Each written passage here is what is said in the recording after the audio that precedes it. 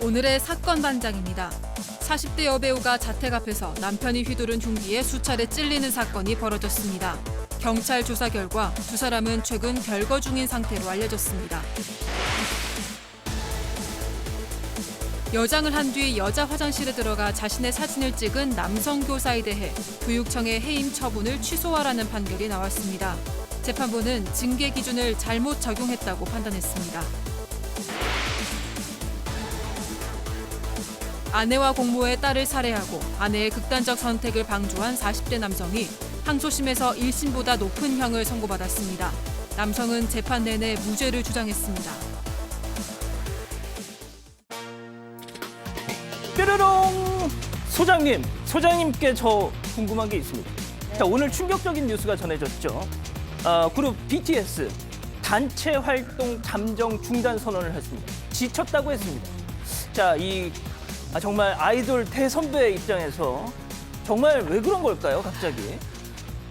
그러니까 뭐 지쳤다고 얘기할 만하기는 하죠. 전 세계를 누비면서 정말 많은 활동을 했죠. 근데 이분들의 그 파급력이나 이런 걸 생각할 때 정말 이게 끝이라고는 믿을 수 없고요.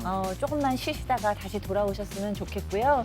그다음에 이제 개인 활동은 한다고 하죠. 네. 또 멋진 개인 활동을 기대해 볼 수 있을지 않을까 희망을 놓지 않고 있습니다. 알겠습니다. 자, 시작하죠. 달려가겠습니다.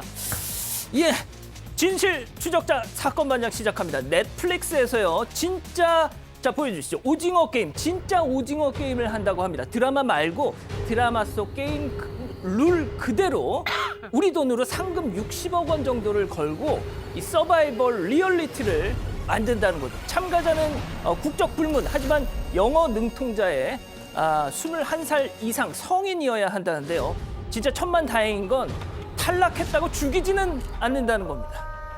죽지는 않습니다. 응모해 보십시오. 자, 오늘 출연자 소개해 올리죠. 자, 이수진 기자. 자, 그리고 박 변호사님 혹시 응모하실 생각 있으니 참 영어를 못 하시는구나. 자, 박주현 변호사. 예. 이수정 경기대 교수, 박상희 소장 나오셨습니다. 안녕하세요. 안녕하세요. 자, 사반은 정치 얘기 1도 안 해서 너무 좋아요 하신 눈팅만 하자님 맞습니다. 사반에서 정치 얘기하면 당장 퇴장. 엄마는 한국에서 저는 호주에서 같은 시간에 사반을 봅니다. 이순애 여사 생일 축하해 사랑해 하신 미아씩님. 일하면서 라디오처럼 들어요. 김 부장 때문에 쌓인 스트레스 그래도 좀 풀리네요 하신 최유리님. 부장님 나빠요. 자, 볼 때마다 승질나서 못 보겠다 하신 소정국님. 원보야 여자친구 없으면 내 딸 소개시켜줄까 하신 김오키님. 아이고 아들 부자신 거 다 아는데. 자, 어제 생일이셨던 고희정님, 안옥천님, 손장헌님 모두 사랑합니다. 자, 재미는 물론 의리로 함께하는 6시 내 고정 사건 반장. 대한민국과 전 세계 동포 가족 여러분의 시선을 모아서 출발합니다.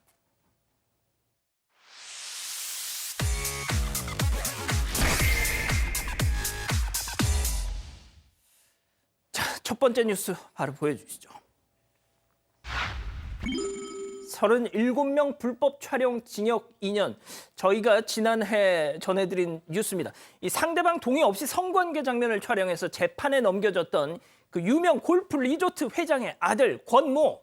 자, 저 사람이죠. 자, 권리자 외장 하드를 들고 외국으로 튀려고 했다가 공항에서 저렇게 체포됐던 그 권모. 1심 선고 결과가 나왔죠? 네, 39살 권모 씨는 골프 리조트 회장의 아들인데요. 불법 촬영과 유포 등의 혐의로 징역 2년을 선고받았습니다.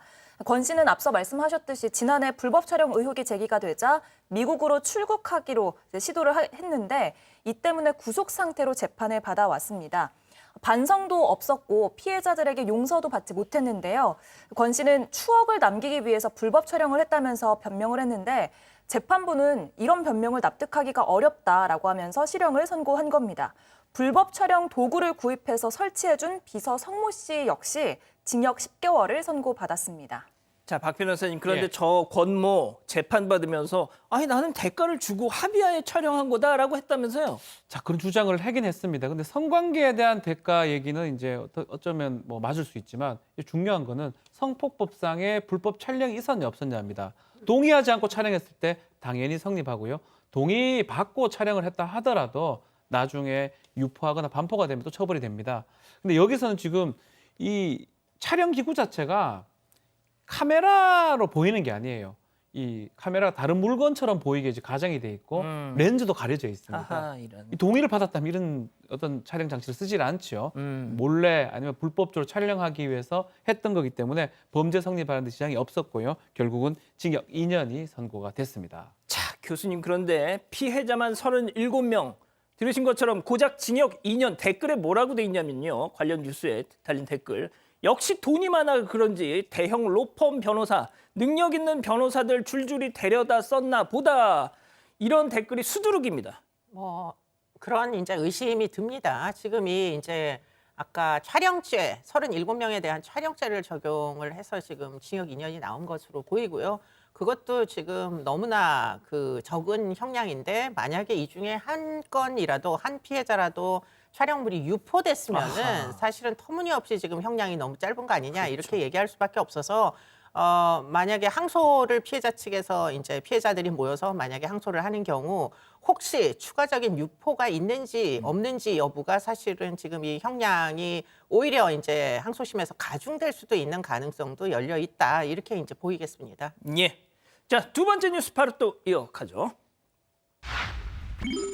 불법 주차하려다 쾅입니다. 영상 함께 보시죠. 자, 차가 잘 가고 있어요. 자, 그런데 이 앞서가는 차 깜빡이 켜고 지금 들어왔는데 오른쪽으로 쑥 들어갔는데 오지 마. 아유, 쾅. 아이고. 근데 이 불박차는 가만히 있는데 그냥 후진하다가 쾅. 소장님. 네. 이게 말이죠. 이 차 불법 주차를 하려는 차량이 있었는데 이게 저 뒤를 좀 보고 후진을 해야지 이렇게 그냥 막 오면 어떡해요? 그러게 말입니다. 이 블랙박스가 장착된 차량은 여기가 주정차 금지 구역이었으니까 뭐 정차를 하거나 주차를 할 거라는 생각은 조금도 하지 못했고 우회전하려고 하는구나라고 해서 이제 우회전 차선이라고 생각하고 따라 붙은 거죠. 근데 이제 앞차가 비상등도 켜지 않았고 뒤에 차가 있는지도 확인하지 않고 저렇게 주차를 하다가 사고가 난 거라고 합니다. 그러니까 이 차 입장에서는 정말 잘못한 게 하나도 없다고 느껴지잖아요. 그래서 이제 보험을 신청을 했는데 상대방 운동자가 지금 뭐 100대 0은 내가 100 잘못이라는 건 인정할 수 없다. 이 블랙박스 있는 차량도 과실이 있다. 그러면서 이제 대인 접수까지 좀 요청하고 있는 상황이라고 하네요. 자, 박 변호사님 그런데 네. 저 영상을 보면 뒤도 안 보고 무작정 후진을 한 차, 지금 나오는 차, 저 차도 문제지만 불박 차량도 그러니까요.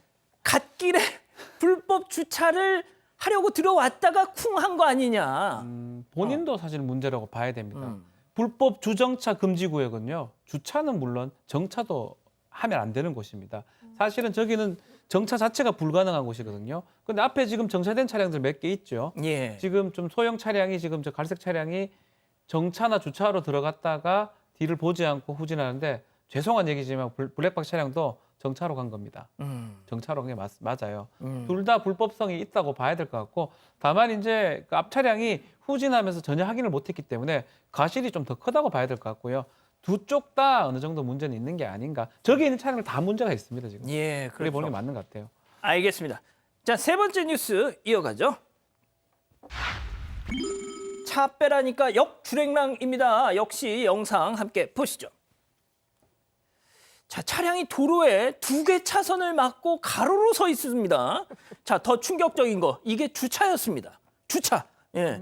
저기요 차 좀 빼주세요. 연락을 했죠. 운전자가 지금 왔습니다. 와서 차를 빼는데 자, 운전석으로 차를 빼는데 차가 쌩쌩 지나가는데 역주행으로 갑니다. 역주행으로 차를 비켜줍니다.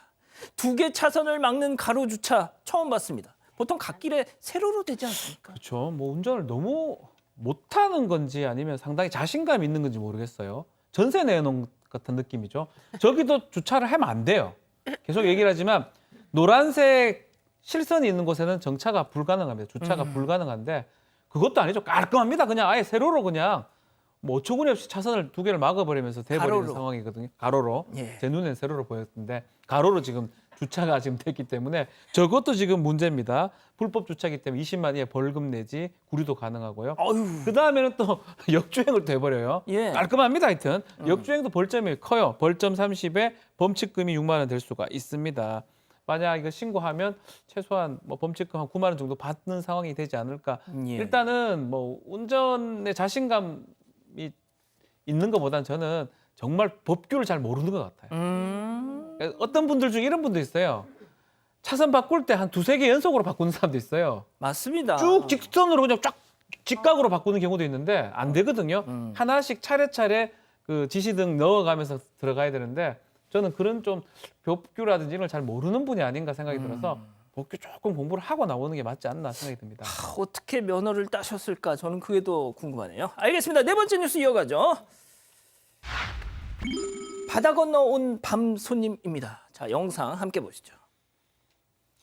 자, 화면 상단을 좀 봐주세요. 무언가가 조용히 슬그머니 내려오고 있습니다. 자, 귀신일까요? 아니죠. 이 심령 영상 아닙니다. 사람입니다. 창문을 통해서 지금 들어온 저 남성 두리번 슬그머니 어디 가는데 아하 카운터 계산대로 향했습니다. 자, 이번엔 또 다른 가게. 자, 모자에 장갑까지 끼고 들어온 저 남성 역시 카운터 쪽으로 향하더니 현금을 감이 오시죠? 제주도의 음식점과 카페, 감귤 농장 돌면서 절도 행각을 벌이던 저 사람 검거됐습니다. 네, 제주도까지 와서 원정 절도를 벌인 50대 남성이 붙잡혔는데요. 이 남성은 지난 5월부터 이달 초 사이에 음식점과 카페, 감귤 농장 등 13곳을 돌면서 금품을 훔쳤습니다. 현금 200만 원에 한라봉까지 훔쳐갔다고 하는데요. 이 남성의 수법을 보면 옷을 여러 벌 챙겨서 범행 후에는 옷을 갈아입고 나갔대요. 그래서 경찰의 눈을 속이려고 한 건데 그래도 검거가 됐고요. 경찰 관계자는 이 남성이 다른 지역에서도 비슷한 범행을 저질러서 처벌받은 적이 있다 이렇게 전했습니다. 자, 그렇습니다. 자, 이 남성의 증거품 사진도 공개가 됐는데 보여주시죠. 그렇습니다. 저 한라봉. 예, 아이고 그냥 씬스틸러 한라봉. 나 제주도에서 도둑질한 사람이야라고 웅변하듯이 좀 짠하기도 하고 말이죠. 모자에도 제주라고 써 있네요. 교수님 좀 어떻게 좀 한라봉을 보니까 좀 짠한 마음도 들지만 뭐가 됐든 네. 도둑입니다. 글쎄, 뭐 한라봉 보니까 갑자기 먹고 싶다 이런 생각을 뭐 멈추기가 어려운데요. 이 정도면 사실 절도 중독, 도벽이 있는 거 아니냐 이렇게 생각할 정도로 뭐 정말 너무 13회에 걸쳐가지고 여러 곳을 이제 그 절도를 했고요. 물론 뭐 이 사람은 생계형 절도범이었습니다. 그러니까 질병이다 이렇게 보긴 좀 어려운데. 그런데 문제는 이 사람이 여기 이제 제주도 그 현지인이 아니다 보니까 본인이 이렇게 절도를 해가지고는 쉽게 검거되지 않는다라는 사실을 이제 학습한 것 같아요. 아하. 그래서 전국을 돌아다니면서 연고지가 아닌 곳을 다니면서 이런 절도를 했다고 합니다. 예, 알겠습니다. 다섯 번째 뉴스 이어가죠. 잠든 사이에 음식물 쓰레기. 이건 또 뭐야? 자, 사진 함께 보시죠. 자, 식사 시간에 죄송합니다. 가린다고 가렸지만 이 빨간 무언가가 한가득. 이 빨간 무언가 스파게티 등등 그 음식물 쓰레기입니다. 자, 그런데 이 음식물 쓰레기가 담겨져 있는 이것 바로 오토바이 헬멧입니다. 이거 만약에 밤에 지금 뭐 낮이라서 이렇게 보여서 사진 찍었지. 막 밤에 와가지고 어디 가느라고 이거 그냥 확 이거 생각만 해도 아주 그냥 소장님. 네. 어떤 놈? 죄송합니다. 어떤 사람 소행입니까 이거? 그러니까요. 지난 13일에 온라인 커뮤니티에 한 이용자가 얘기를 했습니다. 신림역 근처에다가 본인의 오토바이를 세워놓고 하루 자고 나왔더니 이제 저 지경이 되어 있었다는 거예요. 그래서 이제 주변에 CCTV 영상을 다 확인해 보니까 그 전날 새벽 2시쯤에 비닐봉투를 지금 보이고 있네요. 든 남성이 있는데 저 사람이군요. 네네, 그 남성이 자기 헬멧 안에다가 저렇게 음식물 쓰레기를 확 버리고 가는 장면이 포착이 됐대요. 도대체 이거 뭐 골탕 먹이라고 이런 건지 뭐 자기 스트레스 해소한 건지 이렇게 매너 없는 행동을 왜 했는지 아직 밝혀지지는 않고 있습니다. 제가 오토바이 타고 다니잖아요, 박 변호사님. 네. 헬멧 말이죠. 어지간한 거 좋은 거 쓰면 20만 원 다 비싼 넘습니다. 겁니다. 예. 저거 진짜 못 쓰죠. 냄새 나서 어떻게 저걸 써요? 근데 저 지금 저 사람 행동이 지금 매너 없다고 우리 박 소장님 표현했는데 매너 정도를 벗어난 것 같아요. 어떤 이유, 뭐 어떤 보복적 감정 아니면 분노 겉에 있는지 몰라도 범죄에 가깝다고 보는 게 맞는 것 같습니다.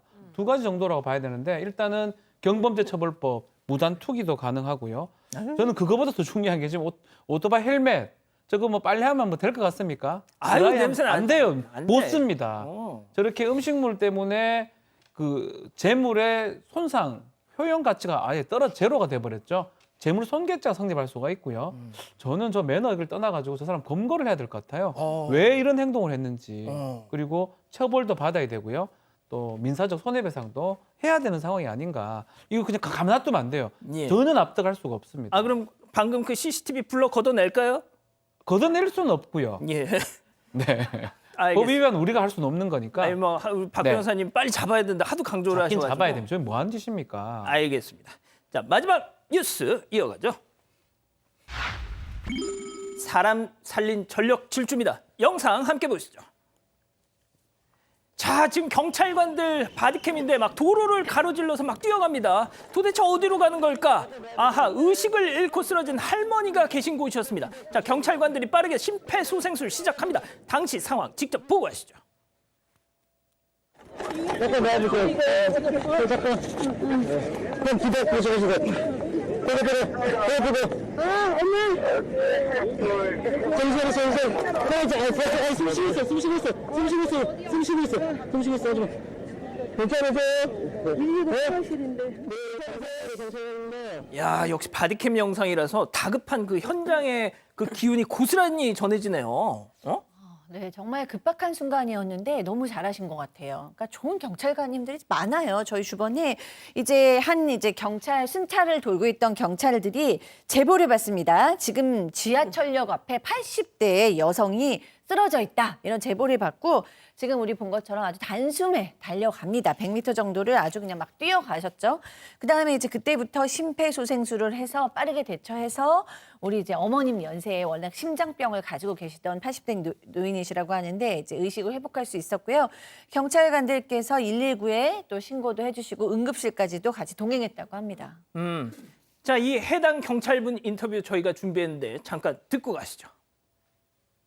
그때 당시에는 이제 그 할머니 분이 쓰러져 있는 모습을 보고서는 어떻게든 이제 살려야겠다는 생각밖에 이제 들지가 않았어요. 할머니 분께서 조금 기침을 하면서 이제 호흡을 하기 시작했을 때, 아, 진짜 다행이다라는 생각밖에 이제 안 들었거든요.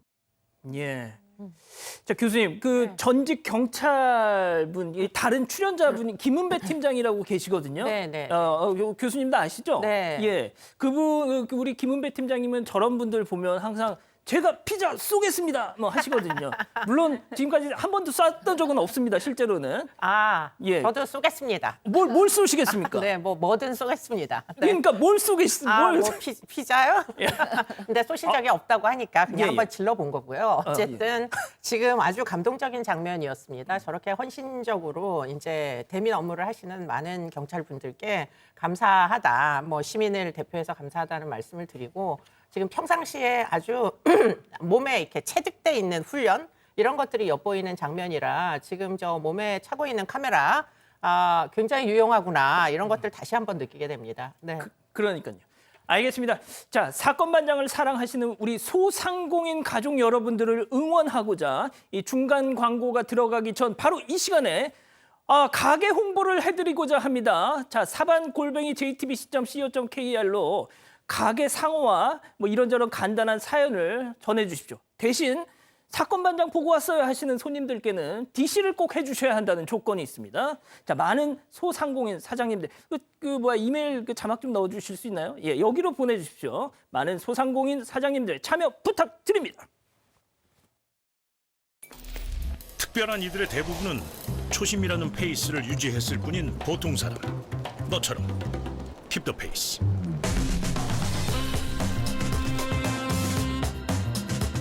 도르코 페이스 3D 모션. 당신의 엉덩이는 무게신경 중. 압력을 넓게 퍼뜨리는 베타젤의 압력 분산 기술. 베타젤, 허리와 엉덩이를 편안하게. 밸런스 온 베타젤.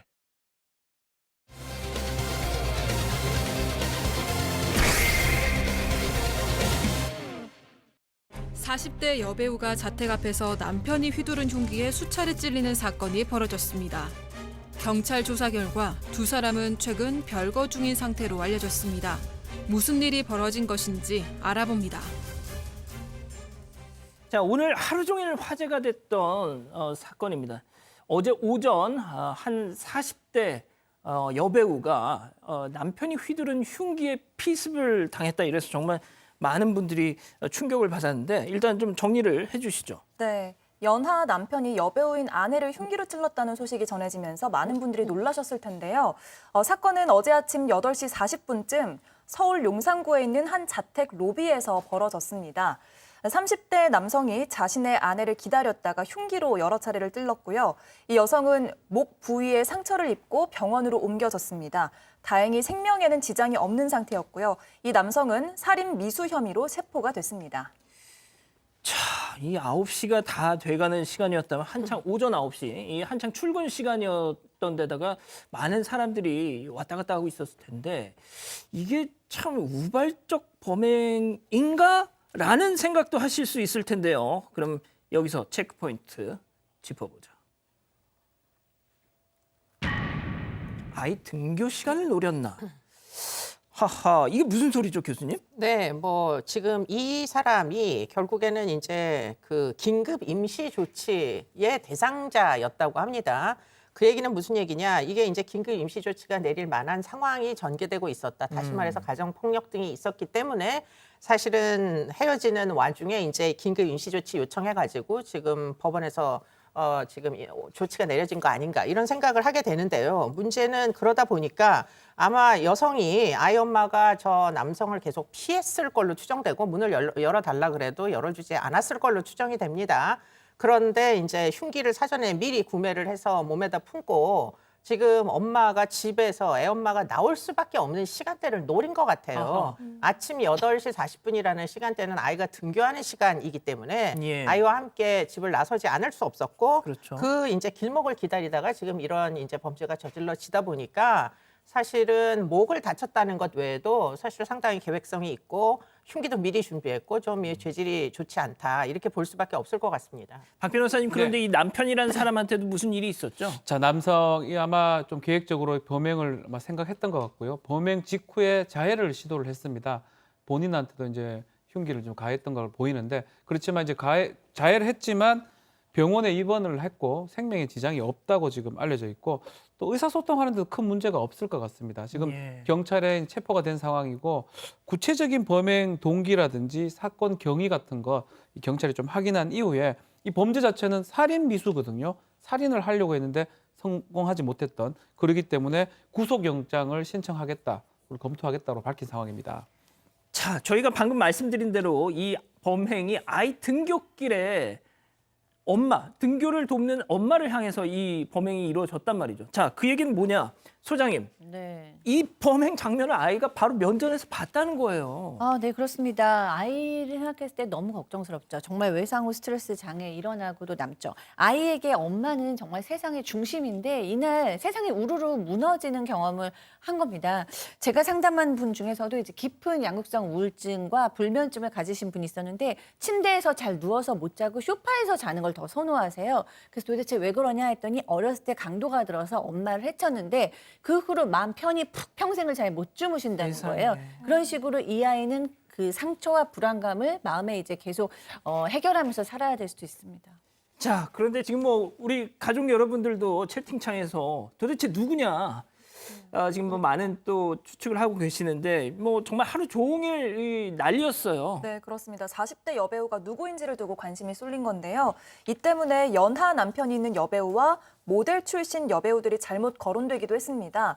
한 배우 같은 경우에는 피해자와 초성이 비슷하다는 이유로 소셜미디어에 갑자기 뭐 위로와 걱정의 글들이 막 올라왔대요. 근데 자신은 피해자가 아니다, 나는 잘 살고 있다라면서 이제 해명을 한 건데 이런 해프닝들이 곳곳에서 벌어지고 있습니다. 예, 하여튼 이런 상황이 벌어질 때마다 일부 연예 매체들이 습관적으로 하는 거 있죠. 뜬금없이 땡땡땡 근황 뭐 살펴보니 뭐 이런 기사들을 올리면서 이런 약간 분위기에 좀 분위기를 부채질하는 그런 경우가 있는데, 자, 박 변호사님, 네. 한 연예 기자 출신 유튜버가 이 피해자의 정체가 이렇게 쉽게 뭐 이렇게 밝히지 못하는 이유를 또 소개를 했더라고요. 그렇죠. 이분 뭐 이진호라는 이 유튜버인데 이 사람이 좀 이거 관련해서 본인도 방송을 좀 했는데요. 이 사람 이제 본인은 알고 있다. 근데 톱스타급은 아니다라고 합니다. 이름을 들어도 알 수 있는 여배우는 아니다라고 하면서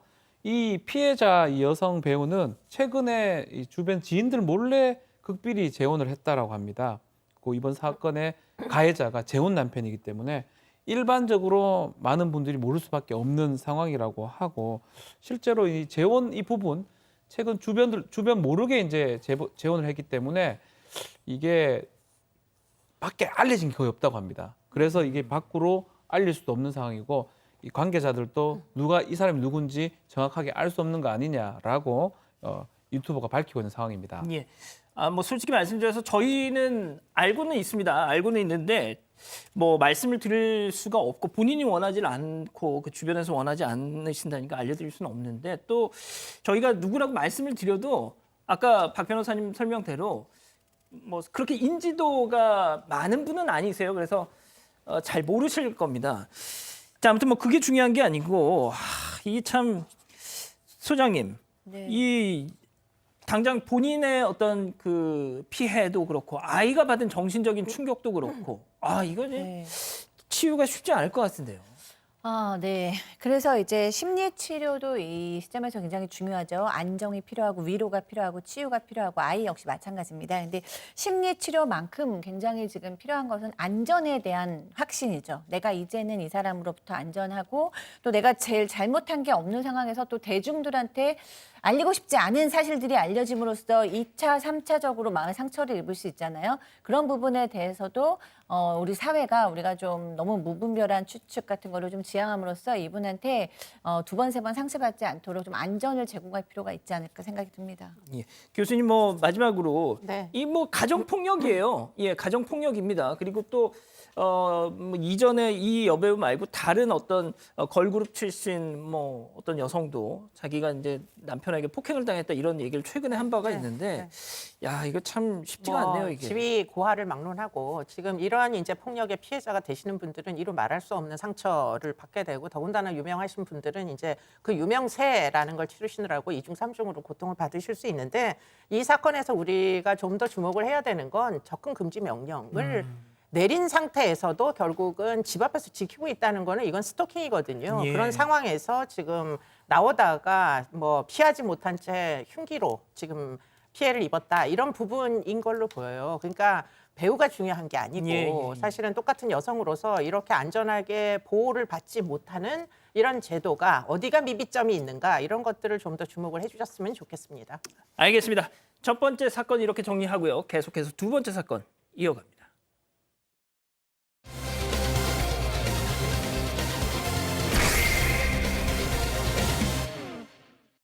여장을 한 뒤 여자 화장실에 들어가 자신의 사진을 찍은 남성 교사에 대해 교육청의 해임 처분을 취소하라는 판결이 나왔습니다.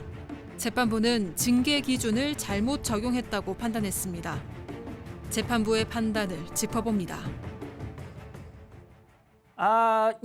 뭐 이게 2020년에 있었던 일인데 최근 다시 좀 회자가 되고 있더라고요. 일단 사건 내용부터 좀 정리를 하자면 이게 한 대학교에 말이죠. 여장을 한 남자가 돌아다닌다 이런 소문이 돌아가지고 그 학교가 떠들썩했던 거죠. 네, 그렇습니다.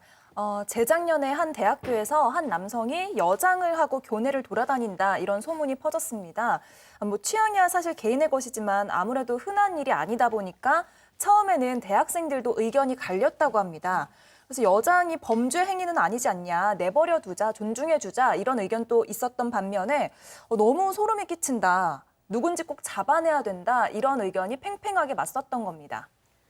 자, 그 지금 사파를 보시고 많은 분들이 또 좀 충격을 받으셨는지 너무 사실적이다 사파가 이런 말씀하고 계시는데 자, 근데 이 정도로 뭐 논란이 끝났으면 저희가 이걸 소개해드리지 않았겠죠. 문제는 따로 있었습니다. 체크포인트 짚어보죠. 그렇습니다. 여자 화장실에서 셀카를 찍었어요. 그렇죠. 그게 문제죠. 결국 남자거든요. 여장을 하고 안 하고는 뭐 그 부분은 우리가 법적으로 따질 수는 없을 것 같은데 남자가 여성 화장실에 지금 들어가서 카메라 촬영을 했다는 그 부분입니다. 가장 그게 이제 문제가 좀 되는 상황이고 지금 나오다시피 남성이 여자 교복을 입고 여자 화장실에서 본인 사진을 찍어요. 그 다음에 이것을 인터넷 사이트 게시판에 이 사진을 공개를 합니다. 그래서 많은 사람들이 이것을 봤을 겁니다. 보니까 우리 학교 화장실이다라는 걸 알게 됐고요. 깜짝 놀랐을 거예요. 아니, 그럼 이 사람이 지금 돌아서 찍었던 거 아니냐, 들어온 거 아니냐. 그래서 총학생회에서 이 남성을 찾기 위해서 경찰에 신고를 했고요. 결국은 알고 보니 이 남성이 3차례나 이 학교의 여자 화장실에 들어가서 셀카를 찍었던 걸로 알려져 있고 남성 특정을 했습니다. 누군지. 생긴 게 뭐 뻔하지 않겠습니까? 그래서 알고 보니 이 사람이 현직 교사였고요. 교육연수로 이 학교의 파견으로 교육받으러 왔던 것으로 알려졌습니다. 자, 저는 진짜 이 사건에서 5번의 충격을 받았습니다. 성인 남자가 여학생 교복을 입었다는 게 충격이었고요. 그걸 입고 여자 화장실에 들어간 건 더 충격이고 그 안에서 또 인증샷을 찍었다는 것도 충격이었고 그건 온라인 커뮤니티에 올린 건 더더욱 충격이었고요. 무엇보다 들으신 것처럼 고등학교 교사였습니다. 교수님. 뭐 5가지 더 없으세요? 뭐 이어서 더 말씀해 주세요. 네. 뭐 저도 이제 그 5가지에 정말 좀 이거는 심각한 문제다 이런 생각이 들고요. 이게 사실은 저도 이제 선생이지만 선생으로서 할 짓이냐?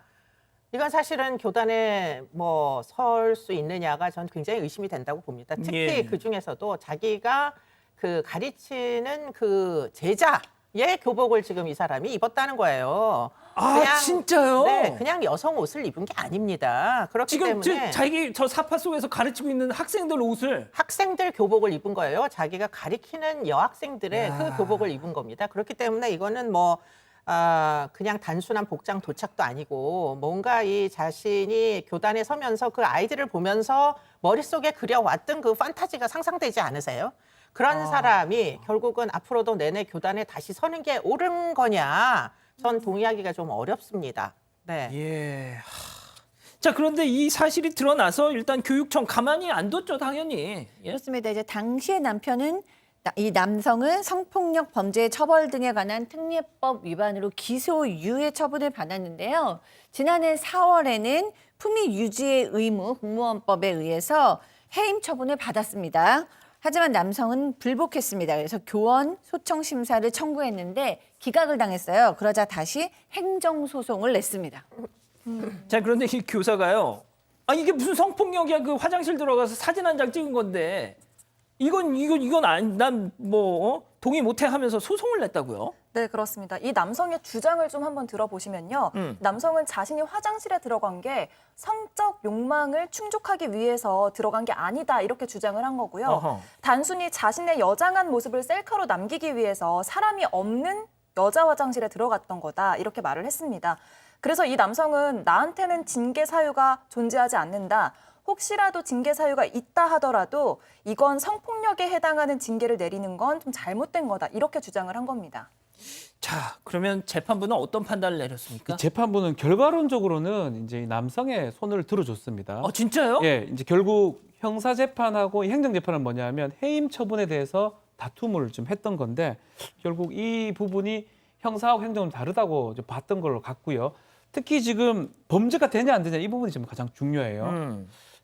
타인의 그 목욕탕 공중 장소 침입하는 여자 화장실 침입하는 거는 가서 어떤 성적 목적이 있어야 되는데 자신을 결국 찍은 거거든요. 그래서 범죄가 되기 조금 어려운 부분. 또 결과론적으로는 기소유예 처분을 받았고요.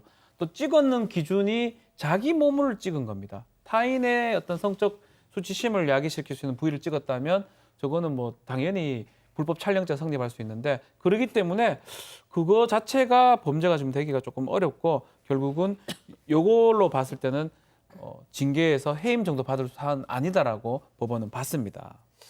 야, 이거는 놀라운데요. 예, 그러니까 교수님, 예. 굉장히 놀라운 이 판결이다 이런 생각이 드는 게 일단은 성적인 목적이 없이 여장을 하고 여자 화장실에 들어가가지고 남자가 이제 본인의 모습을 찍었는데 문제는 그 복장이 자기가 가리키는 그 여자 아이들의 복장을 하고 있었는데 그게 성적 목적이 아니다. 라고 이제 인정을 해준 게 전 더 이해가 잘 안 돼요. 그럼 도대체 어디까지 해야 성적 목적이라는 것을 정의할 수가 동의를 할 거냐 하는 게 이제 의문이고요.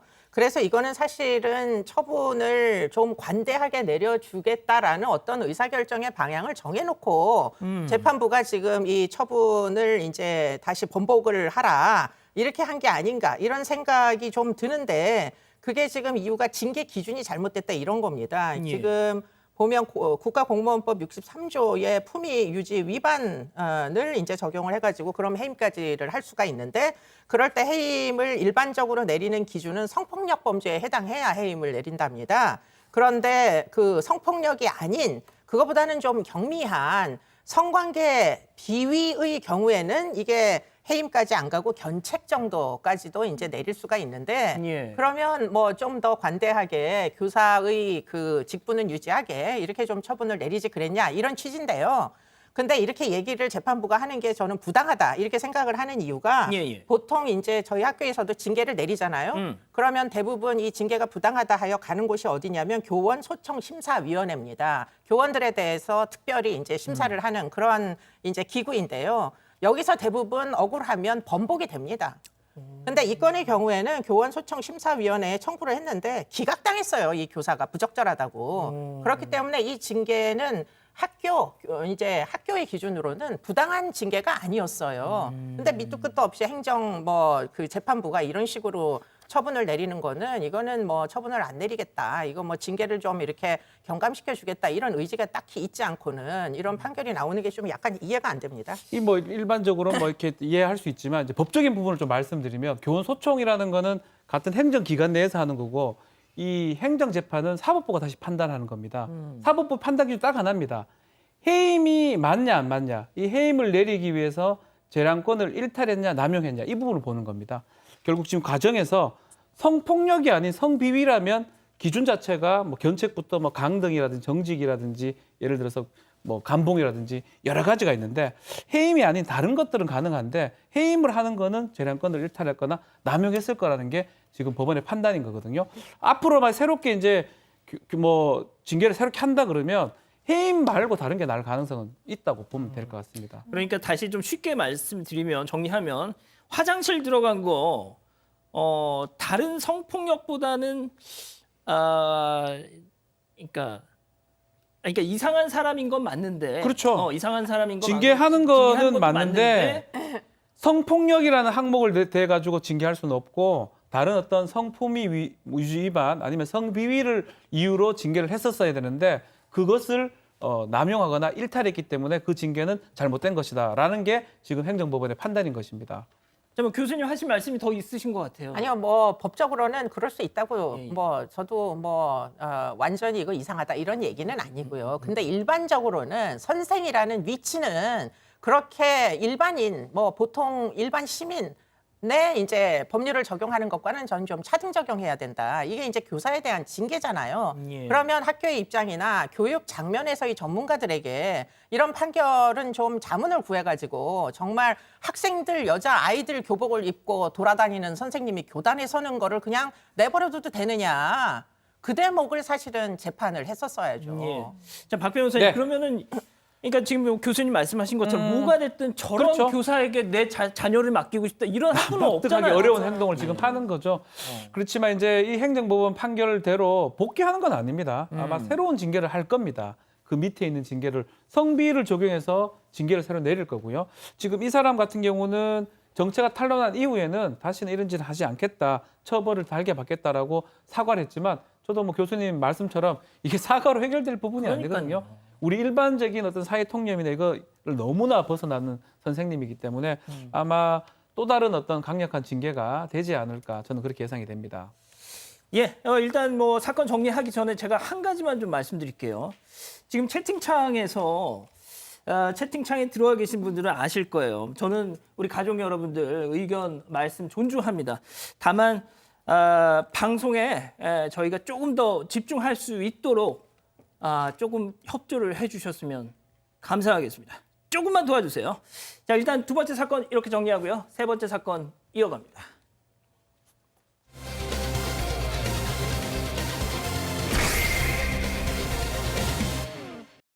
아내와 공모해 딸을 살해하고 아내의 극단적 선택을 방조한 40대 남성이 항소심에서 1심보다 높은 형을 선고받았습니다. 남성은 재판 내내 무죄를 주장했습니다. 항소심 재판 결과를 들여다봅니다. 자, 이게 다들 기억나실지 모르겠습니다만 나주 모녀 사망 사건 그런 게 있었습니다. 자, 항소심 선고가 어제 있었는데 자, 일단 사건 내용부터 좀 정리를 해 주시겠어요? 네, 작년 6월 11일 새벽 5시 반쯤이었는데요. 40대 남성이 소방서에 신고를 하게 됩니다. 술을 먹고 자고 일어나고 보니까 아내와 딸이 숨져 있었다 이런 내용이었는데요. 아내는 극단적 선택을 한 상태였고 10대 딸은 질식사한 채로 침대에 뉘어져 있었다고 했습니다. 경찰이 조사를 해보니까 이 남성과 부인이 딸을 숨지게 한 뒤에 극단적 선택을 시도한 걸로 보고 이 남성을 범인으로 지목을 했고요. 남성은 경찰 조사에서 경제적 어려움 때문에 아내와 이전에도 함께 극단적 선택을 시도한 적이 있었다라고 진술을 했고 검찰도 이 남성을 살인 등의 혐의로 구속 기소했습니다.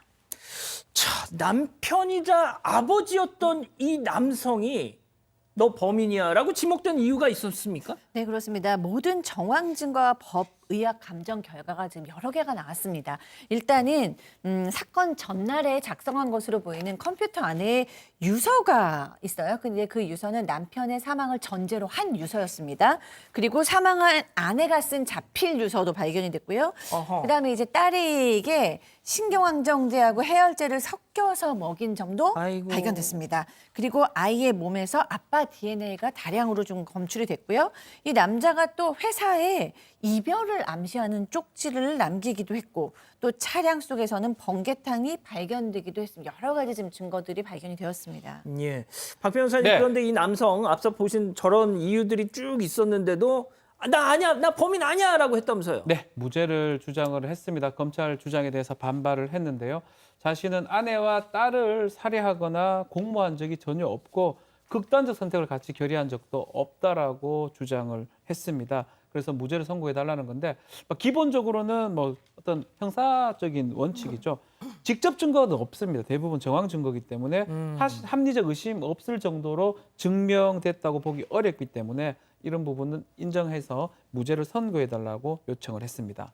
자, 이 남편이 이런 얘기까지 딸과 아내를 잃은 내가 제일 큰 피해자다 이러면서 계속 부인을 했다고는 하는데 글쎄요, 이게 일단 최초 신고자도 이 남편이었다는 거죠. 소방서에 전화해서 자고 일어나니 내 아내와 딸이 숨져 있었다라고 했다는데 교수님 이거 어떻게 좀 보십니까? 이게 지금 약간 좀 이상한 사건이다. 사건의 실체가 지금 이제 이 사람의 주장만으로는 좀 알기가 어렵다. 이런 대목들이 이제 문제가 있는 것으로 보이는데요. 만약에 이게 이제 이렇게까지 엄벌이 되지 않는 상황이라면 예를 들자면 내가 무죄다 이렇게 주장하는 게 아니라 나도 사실은 알고 보면 같이 죽고 싶었다. 그런데 나는 죽지 못하여 이렇게 살아남게 됐다. 나는 아내와 딸을 너무나 사랑한다. 이렇게 얘기했다면 그렇다면 좀 정황적으로 좀 이해가 되는 측면이 있는데 문제는 밑도 끝도 없이 이제 자기는 자고 일어나서 뭐 아무것도 몰랐는데 일어나 보니까 뭐 아내와 딸이 사망해 있었다. 이런 식으로 이제 전화를 한 거잖아요. 그러면서 나는 이 두 사람의 죽음에 아무런 책임이 없다. 나는 무죄다.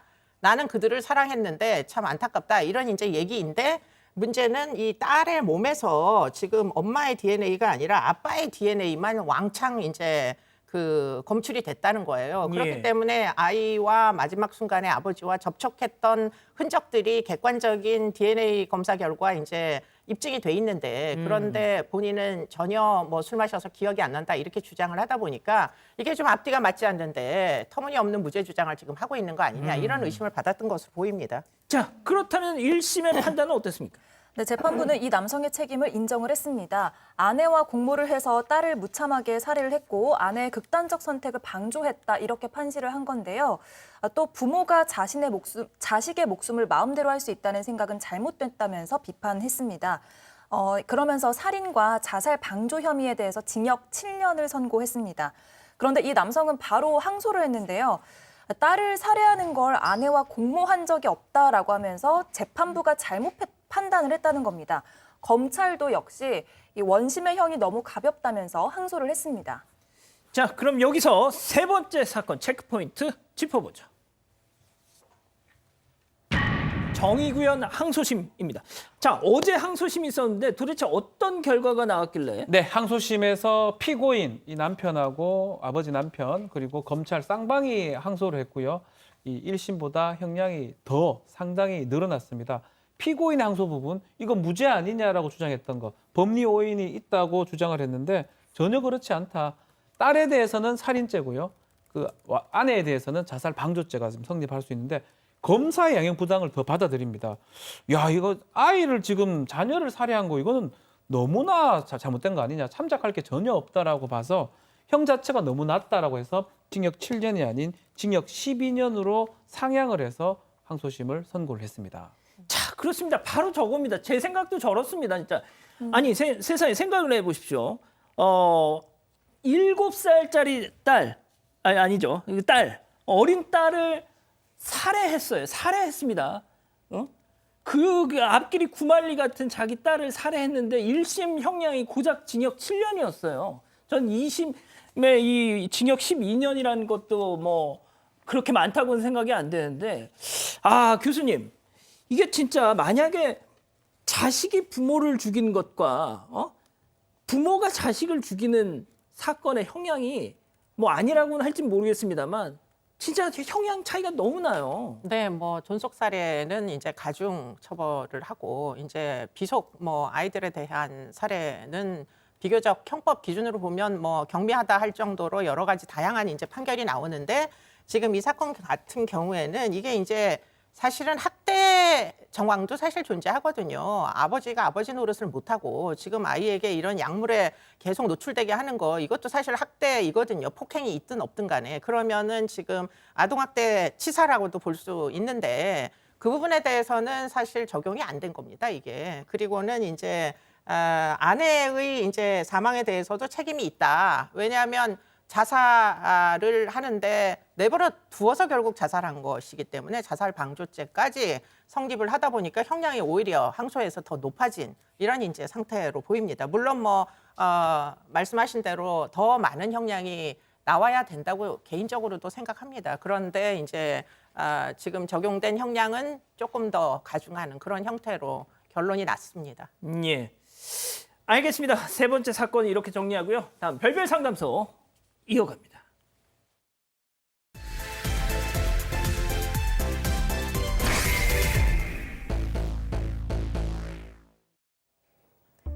두 번의 유산 끝에 어렵게 아이를 얻었다는 30대 여성 김 씨. 제왕절개 수술로 아이를 출산한 뒤 2주 동안의 산후조리원 생활을 마치고 집에 돌아왔습니다.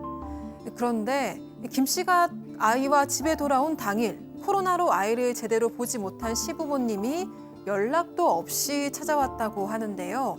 몸도 추스르지 못한 채로 시부모님의 식사까지 챙겨드리면서 아이를 돌보는 일은 무척 힘들었다고 합니다.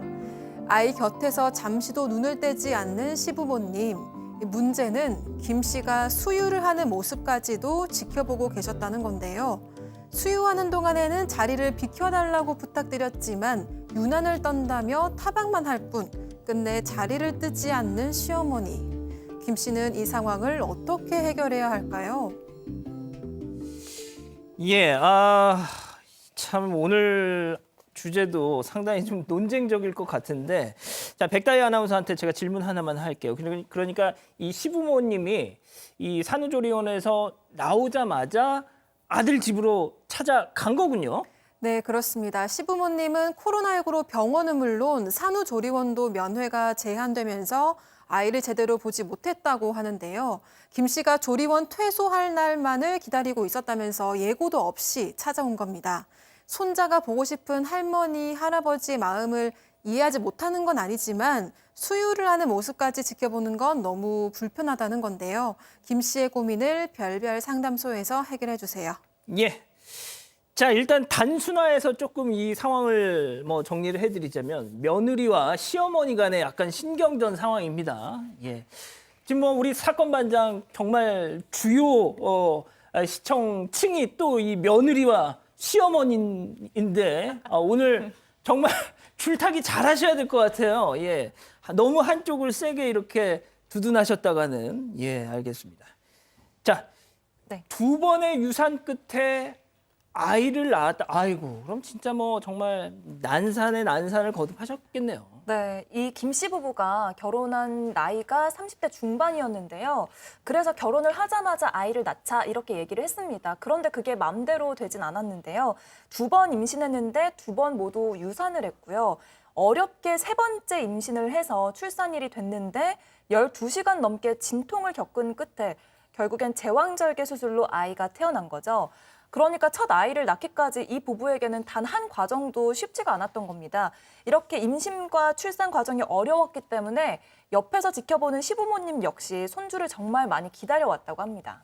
야, 일단 지금까지는 시어머니를 조금 탓하는 좀 의견들이 많이 있는데 저는 솔직히 뭐 출산 경험이 없으니까 모릅니다만 제가 저희 친누나가 출산할 때 잠깐 들어갔다가 정말 사색이 돼가지고 나왔었거든요. 너무 고통스러워하길래 진짜 도저히 제가 옆에 있을 수가 없어서 그냥 걸으면 날 살려라 하고 도망 나온 적이 있었는데 야, 근데 이 제왕절개 하면 뭐 그래도 좀 더 낫겠지라고 생각하겠지만 생사를 찢는 거 아닙니까 그거? 네, 그러니까 이제 앵커께서 이 땅의 어머님들의 위대함을 아시겠죠? 네. 알겠습니다. 예. 굉장히 힘들죠. 뭐 자연분만을 해도 힘들고 제왕절개를 해도 힘들죠. 자연분만을 하면 할 때 힘들고 아이를 낳고 나면 그래도 개운해집니다. 몸이 가벼워지고 제왕절개는 제왕절개를 할 때는 이제 뭐 마취를 한 상태지만 그 후에 회복 과정이 굉장히 어려운데 여자들 사이에서 가장 어려운 거가 진통을 할 만큼 다 했는데 막판에 어쩔 수 없이 제왕절개를 하는 경우가 있어요. 이건 정말 이중고거든요. 근데 오늘의 주인공이 바로 이런 과정을 겪고 아이를 품에 얻은 어머니의 이야기입니다. 자, 일단 뭐 내 와이프가 조금 이제 산후조리 좀 뭐 이렇게 몸을 추스려야 되니까 엄마 좀 나중에 좀 괜찮아지면 그때 와라고 했는데도 조리원 퇴소하는 날 바로 온 건가요?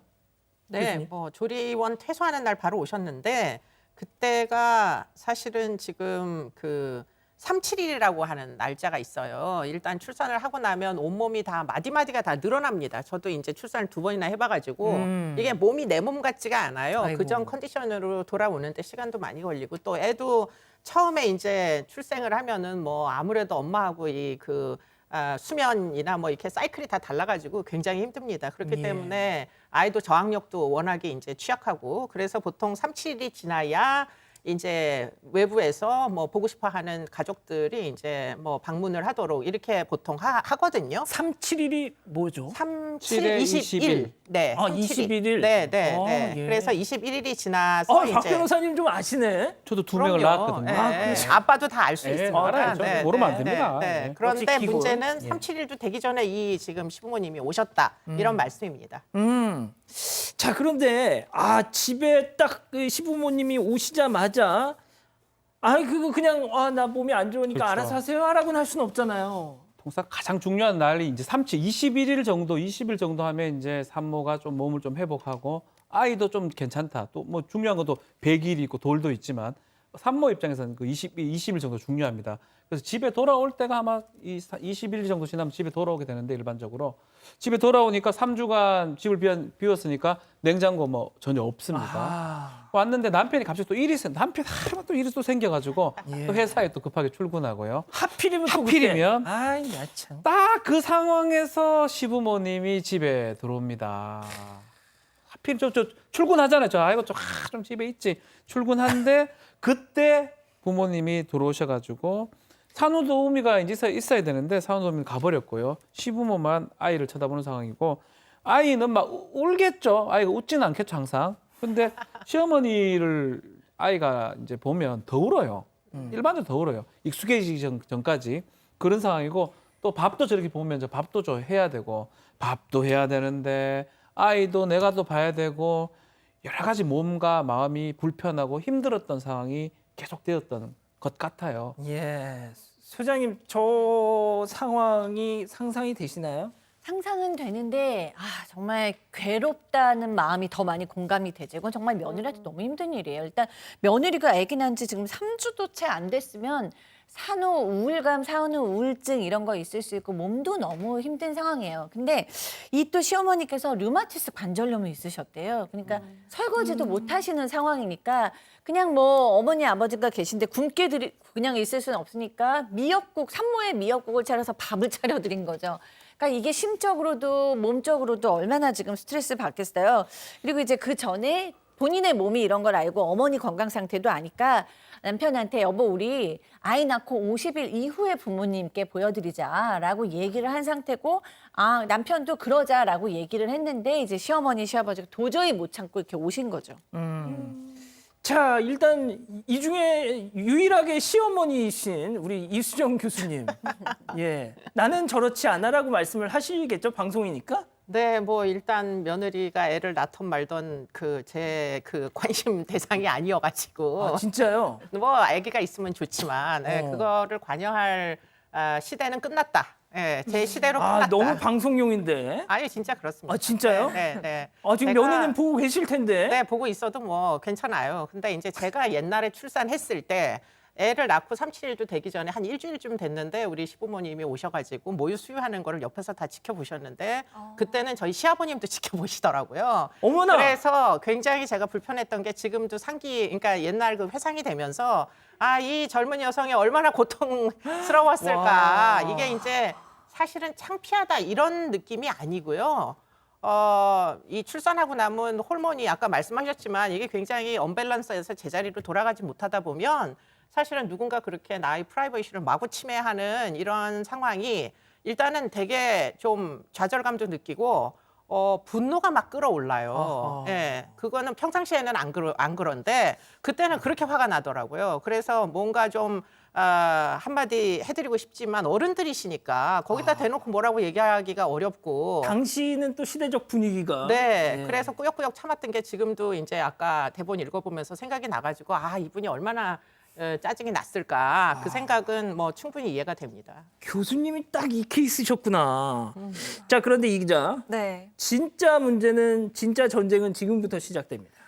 네, 시어머니가 3, 7일 지나서 오셨다고 하지만 생후 3주면 지금 상황이 굉장히 2시간에 한 번씩 수유를 해야 되는 그런 상황이잖아요.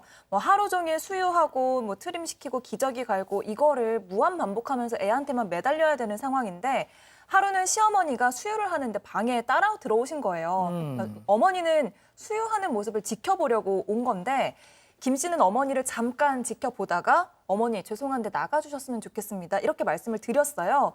그런데 시어머니는 아니 시아버지가 보는 것도 아닌데 여자끼리 무슨 유난이냐 시아버지 내보냈으면 됐지라고 받아치신 거죠. 내 손자 밥 먹는 것 좀 보자는데 김 씨가 왜 이렇게 유난을 떠냐 이렇게 말씀을 하신 건데요. 김 씨는 기분이 상하잖아요. 그러니까 시어머니가 나가실 때까지 수유를 하지 않고 버텼고요. 아이가 우는 걸 한참이나 지켜보다가 시어머니가 마지못해서 방에서 나가셨습니다. 지금 홍단님이 제가 예비 시어머니인데 사건 반장 보고 배웁니다 하셨습니다. 예, 이런. 자, 교수님 진짜 이겁니다. 시부모가 두 분이 다 들어왔어요. 그랬더니 이 며느리가 진짜 딱 교수님 그때예요. 그때 심정으로 아니 시아버님 좀 나가주셔. 일단 시아버지는 나가셨어요. 그래도 시어머니 있어. 시어머니도 좀 나가세요. 예 같은 여자끼리 무슨 이거 좀 그런가요 이거?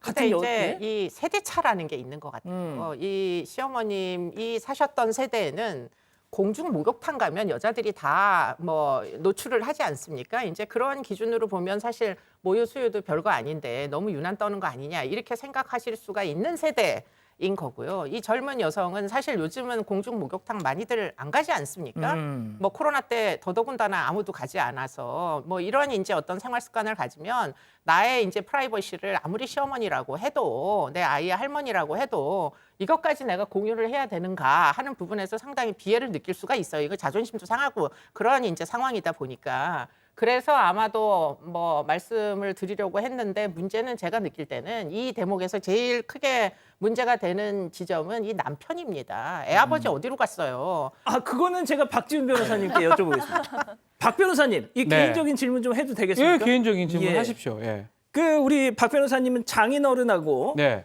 그 목욕탕에 간 적 있다 없다?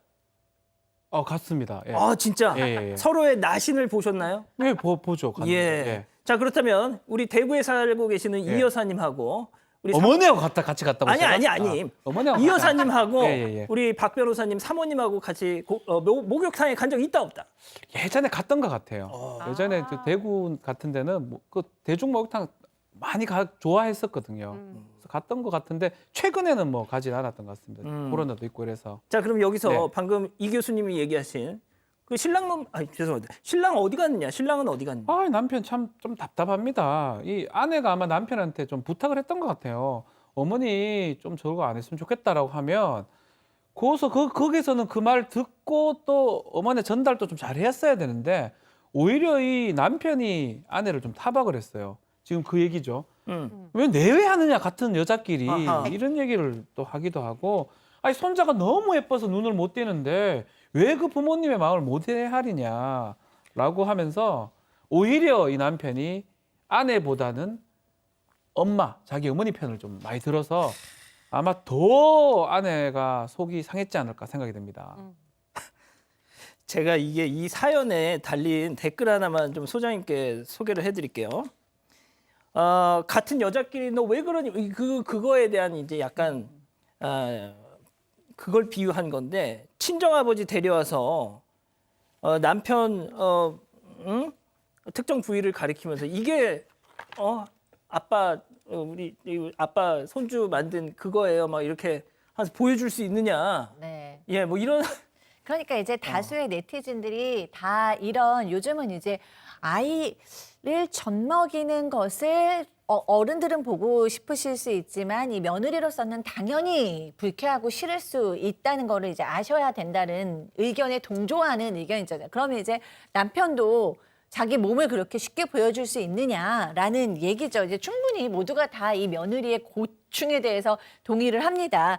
근데 이제 또 시어머니, 시아버지 입장을 완전히 우리가 또 너무 이제 나쁜 분들이다라고 얘기하기는 조금 또 공감을 좀 해보려고 노력을 해보면 예전에 저희 아이 어렸을 때 저희 시어머니께서 늘 뭐라 그러셨냐면 아유 나는 우리 애기 입에 엄마 모유나 우유 들어갈 때는 진짜 논밭에 마른 논밭에 물 들어가는 것처럼 너무 행복하다 맨날 그 얘기를 하셨어요.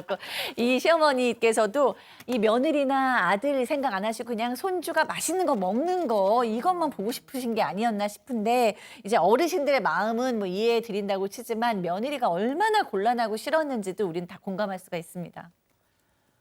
예, 알겠습니다. 그러면은 이쯤에서 배우의 상담소 오늘의 궁금증 짚어보죠. 자, 모유 수유를 보고 싶다는 뭐 기어이 좀 보고 싶다는 이 시어머니. 뭐 이건 뭐 이혼 사유까지는 아닌 것 같은데 박 변호사님. 예. 예, 이혼 사유 중에 6가지입니다. 민법이 정한 사유 6가지. 그중에 3호 사유가 될 가능성이 있습니다. 특히 이 배우자의 직계 존속에 심히 부당한 대우에 해당하냐. 심히 부당한 대우. 심히 부당한 대우라고 보기는 좀 어렵죠. 이 아내가 며느리가 느끼기에는 너무 심하다고 느낄 수 있지만 이 심히 부당한 대우라는 거는 법적으로 또 객관적인 어떤 평가가 필요하기 때문에 만약에 뭐 정말 막 얼굴을 막 들이밀면서 막 폭력을 행사했다, 뭐 폭언을 했다 이러면 심히 부당한 대우에 해당할 수 있지만 이렇게 하다 결국 나가버렸던 거 정도거든요. 법적으로는 뭐 그 정도 보기는 어렵기 때문에 이걸로 이혼 사유로 볼 수는 없습니다. 다만 계속 얘기를 드리지만 이 남편의 좀 불분명한 행동이라든지 이런 것들이 계속 반복되거나 아내한테 특히 저도 기억이 나요. 어릴 때 아이들 어릴 때 잘못했던 게 평생 아직까지 지금 우리 아이들 고등학생 됐는데 아직 그 얘기를 듣고 있습니다. 무슨 얘기요? 어릴 때 잘 못했던 거 얘기를 듣고 있거든요. 전 잘하려고 했지만 못했던 거 그런 거 봤을 때는 이런 게 이제 기점이 돼가지고 이혼 나쁘게 파탄이 될 수가 있으니까 남편이 많이 주의해야 되지 않을까 생각이 듭니다. 그런데 말이죠. 저는 처음에 이 사연을 좀 보고 저 개인적으로는 제가 욕 먹을 거 좀 각오하고 말씀드리겠습니다. 저도 옛날 나이를 먹어서 그런지 이거 딱 보고서 좀 며느리가 뭐 그렇게 끝까지 그냥 또뭐 시부모님 보고 싶다는데 그 뭐 그렇게 그럴까라고 얘기를 하려고 준비를 해왔는데 채팅창을 보니까 도저히 그 말이 안 나옵니다. 예. 네, 채팅창에 올라온 좀 다양한 의견들을 좀 소개를 해드리면요. 어떤 분은 이제 모유 수유가 노출이냐 이런 의견도 있었던 반면에 이거는 지금 며느리를 아기 밥통으로만 보는 거 아니냐 이런 의견도 있었습니다. 그리고 많은 분들이 이유식 할 때 와서 많이 보셔라 이렇게 댓글 남겨주셨습니다. 알겠습니다. 지금도 뭐 많은 말씀 주고 계신데 일단 시어머니의 약간 센스 부족을 지적하는 분들이 많이 계시네요. 알겠습니다. 별별 상담소 이렇게 정리하고요. 글로벌 픽 이어갑니다.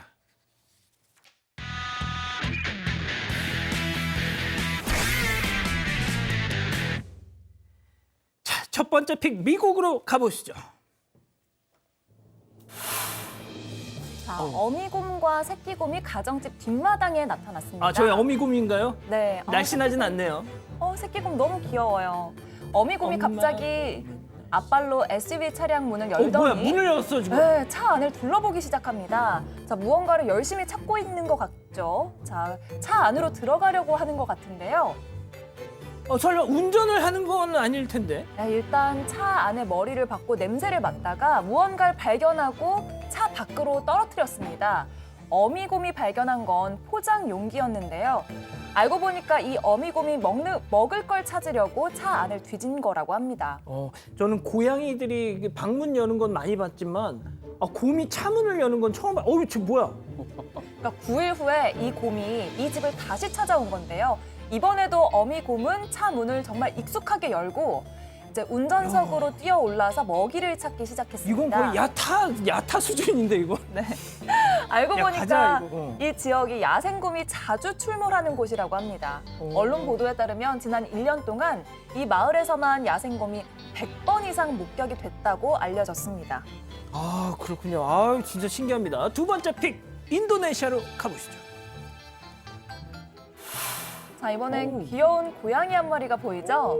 자, 새하얀 털에 난 검은 무늬가 인상적입니다. 눈 주변에 난 이런 까만 털은 마치 가면을 쓰고 있는 것 같죠? 약간 뭐 비슷한 게 생각이 나려고 그러는데요. 네, 검은색 망토에 검은 가면을 쓰고 악당과 싸우는 조로 혹시 기억하시나요? 네, 고양이의 눈 부분이 조로의 모습과 똑같이 생겼습니다. 태어난 지 9개월밖에 안 됐는데 이 혼혈 페르시안 고양이는 조로를 닮은 덕에 온라인에서는 굉장히 유명하다고 합니다. 집사의 말에 따르면 고양이가 벌써 연예인병에 걸린 건지 항상 쓰다듬어 주길 원하고 버릇이 없다고 합니다. 그렇군요. 자, 세 번째 픽 아르헨티나로 가보시죠. 자, 강아지 한 마리가 어느 가정집 수영장에 있습니다. 물가에서 장난을 치는가 싶더니 미끄러지면서 물에 빠지고 맙니다. 아하, 저 강아지 수영을 하지 못하는 걸까요? 힘이 빠진 모양인지 물속에 쭉 늘어져 있는 모습입니다. 아이고, 익사하면 안 되죠. 그때 마침 한 남자 아이가 마당에 나타났는데요. 강아지가 물에 빠진 것을 뒤늦게 알아챈 것 같습니다. 자, 아이가 강아지를 보자마자 수영장에서 바로 뛰어듭니다. 즉시 물에 뛰어들어서 강아지를 끌어안고요. 조심스럽게 헤엄쳐서 강아지를 수영장 밖으로 옮깁니다. 구했어요. 예, 맞습니다. 강아지가 2개월짜리입니다. 어린 세퍼드고요. 강아지를 구한 남자아이, 여기도 많진 않아요. 5살짜리 아이입니다. 강아지는 물에 비친 자신의 모습을 보다가 균형을 잃고 수영장 물에 빠진 것으로 추정이 되는데 강아지는 저체온증을 보이긴 했지만 극적으로 구해서 목숨을 건질 수 있다고 하고요. 강아지, 아이 모두 건강하게 잘 지내고 있다고 합니다. 다행입니다. 알겠습니다. 네 번째 픽 영국으로 가보시죠. 자, 영국 소도시에서 아주 특별한 경주가 펼쳐졌습니다. 수천 명의 사람들이 끌차를 밀고 출발선을 뛰어나가는데요. 끌차 위에는 아이가 타고 있습니다. 성인 남녀 6명이 이를 밀면서 달리고 있습니다. 놀랍게도 저 끌차가 정체가 침대입니다. 침대. 침대요? 예, 맞습니다. 침대 레이스 축제라고 하고요. 7명씩 팀을 이뤄서 바퀴 달린 침대를 밀어서 3.9km 코스를 완주해야 하는데 강을 건너고 또 아스팔트 길을 건너는 그 코스 등등이 정말 다양하다고 합니다. 침대 레이스 축제가 지역 자선단체 기금 모금을 위해서 마련된 행사로 올해 55회째를 맞았다고 합니다. 일단 침대가 가벼울수록 유리할 것 같은데요. 그렇죠. 실제로 각자 침대를 얼마나 가볍고 빠르게 좀 개조했느냐가 관건이라고 하는데 하지만 경기에만 최선을 다하면 재미가 없잖아요. 뛸 때만 뭐합니까? 그래서 침대를 유별나게 치장하거나 특이한 의상을 입는 참가자들도 많았다고 합니다. 자, 코로나19로 2년 만에 열린 행사라 자, 어느 때보다 열기가 뜨거웠다는 현지 언론 보도도 나왔습니다. 알겠습니다. 5번째 픽 중국으로 가보시죠. 네, 중국 어느 거리 CCTV에 포착된 영상인데요. 한 여성이 다급히 도로를 건너고 있습니다. 그리고는 경찰들에게 손을 들어 보이면서 뭐라고 말을 건네고 있는데요. 자, 무슨 일이 벌어진 건지 혹시 눈치채셨나요? 네, 알아요. 버스 가리키고 있죠. 네, 그렇습니다. 자, 오른쪽에 버스 한 대가 보이죠? 자세히 보면 버스가 뒤로 굴러가고 있는데요. 자, 후진을 하고 있는 건 아니고요. 운전기사 없이 버스가 저절로 뒤로 움직이고 있는 거라고 합니다. 아, 지금 굴러가는 거예요. 사람도 없는데. 그러니까요. 그러니까 이 상황을 좀 뒤늦게 알게 된 경찰들이 다급히 버스로 달려갔습니다. 버스를 멈춰 세우려는 경찰들. 온몸으로 저렇게 막아보지만 버스를 막는 건 쉽지 않아 보입니다. 결국 경찰 중에 한 명이 버스에 올라타서 핸드브레이크를 잠궜고요. 자, 버스는 다른 차량과 충돌 직전에 저렇게 멈춰 섰습니다. 아니, 왜 저랬대요?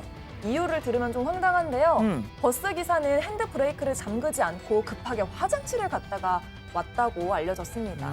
버스 기사가 자리를 비운 사이에 내리막길에 주차됐던 버스가 저절로 밀려났던 겁니다. 버스 안에 승객들이 타고 있었다고 하는데 큰 사고로 이어지진 않아서 정말 다행입니다. 그렇군요. 자, 마지막 픽 브라질로 가보시죠. 자, 치과 접수대 앞에 한 남성이 서 있습니다. 그런데 이 남성 갑자기 손으로 저렇게 컴퓨터를 내려치더니 접수대에 앉은 간호사들에게 소리를 질렀습니다. 자, 또 다른 모니터를 바닥에 집어 던지기까지 하는데요. 깜짝 놀란 간호사들이 다급히 이 남성을 말리지만 남성은 좀처럼 흥분을 가라앉히지 못하고 있습니다. 저 여성, 저 아기하는 여성은 누구예요? 그때 아이를 안아든 여성이 접수대로 다가오더니 이번엔 키보드를 들고 아이고. 마찬가지로 간호사들을 위협하기 시작합니다. 누구예요? 저 여성? 네, 저 여성은 간호사들을 위협한 남성의 아내인데요. 남성을 도와서 키보드를 휘두르고 바닥에 내리치면서 소동을 벌이고 있습니다. 이렇게까지 했는데도 분이 풀리지 않았는지 이후에도 두 사람은 접수대와 문을 발로 차면서 난동을 계속해서 이어갔습니다. 아니, 애들 있는 데서 뭐 하는 거예요, 지금? 이유를 들어보면 정말 황당한데요. 여성은 3년 전에 이 치과에서 사랑니 2개를 뽑았다고 합니다. 치과 의사가 당시 자신의 치아에 마이크로칩을 이식했다면서 남편과 나눈 대화를 다른 사람들이 엿듣고 있다 이렇게 주장을 했습니다. 그러면서 치아에 이식된 마이크로칩을 당장 빼달라고 요구를 하고 있는 건데요. 아, 뭔가 좀 아파 보이네요. 네, 그렇습니다. 치과 측이 이들의 요구를 들어주지 않자 저렇게 난동을 부리기 시작한 겁니다. 이상해. 이들이 치과를 방문해서 난동을 부린 게 이번이 처음이 아니라고 하는데요. 참다 못한 치과 직원이 엑스레이를 찍어서 확인을 해봤지만 치아에는 정말 아무런 문제가 없었다고 합니다. 아이고, 그걸 또 확인까지 해봤구나 또. 아이고, 알겠습니다. 자, 사랑하는 사건 반장 가족 여러분, 행복한 저녁 되시고요. 저희는 내일도 별이 6개 저녁 6시에 다시 옵니다. 자나깨나 오미크론 조심. 안녕히 계십시오.